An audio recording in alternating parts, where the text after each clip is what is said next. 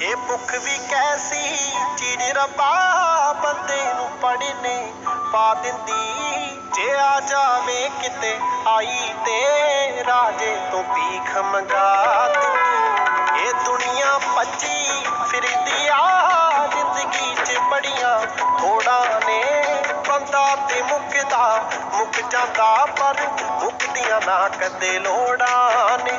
मजबूरी ऐसी चीज रब्बा बंदा रोल दिंदी आ चोटी दा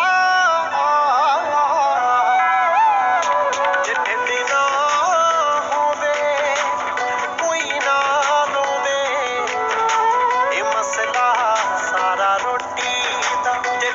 माशरे में तकसीम दौलत का निज़ाम गलत हो जाता है।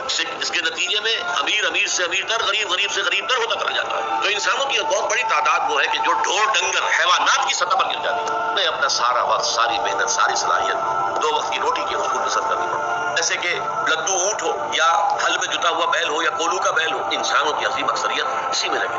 अब जाहिर बात है उनमें कोई आला ख्याल कहाँ से आएगा, आला आइडिया, कोई उम्दा ख्याल, बुलंद ज़हनी और फिक्री और नजरियाती सतह तक रसाई नामुमकिन। दो वक्त की रोटी पूरी नहीं हो रही तो और क्या होगा। इसी के लिए कहा है हुजूर ने सल्लल्लाहु अलैहि वसल्लम, कादल फक्र अन यकून कुफ्रा, ये फक्र और ये एहतियाज, ये भूख इंसान को कुफ्र तक पहुंचा देती है। जन्नत की खुशखबरियां लेकर फिर मौत पर यूं कह रहा हो, अल्लाह तूने माफ ना किया तो मेरा क्या बनेगा। गफलत से बाहर आ जाएं, गफलत से बाहर आ जाएं। ये धोखे का घर, ये मच्छर का पर, ये मकड़ी का जाला, ये दुनिया कहीं हमें हलाक न कर दे, कहीं हलाक न कर दे।